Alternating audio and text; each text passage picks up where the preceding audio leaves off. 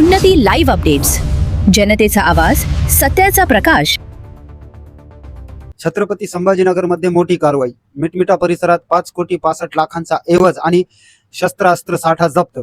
मिटमिटा भागातील एका घरामध्ये बेकायदेशीरित्या रोख रक्कम, सोन्या चांदीचे दागिने, शस्त्र साठा आणि विदेशी दारूची साठवणूक केल्याचा धक्कादायक प्रकार समोर आला आहे. पोलिसांनी या प्रकरणी शीलाबाई बाबा फरजान दरोडी वय 48 वर्ष या महिलेवर गुन्हा दाखल करून कोट्यवधी रुपयांचा मुद्देमाल जप्त केला आहे. मिळालेल्या गोपनीय माहितीच्या आधारे 10 जुलै 2026 रोजी सायंकाळी 4:30 वाजण्याच्या सुमारास गुन्हे शाखेच्या पथकाने मिटमिटा येथील गट क्रमांक 126 मधील घराची झडती घेतली. या कारवाईत आरोपी महिलेच्या घरातून मोठ्या प्रमाणावर बेकायदेशीर एवज सापडला.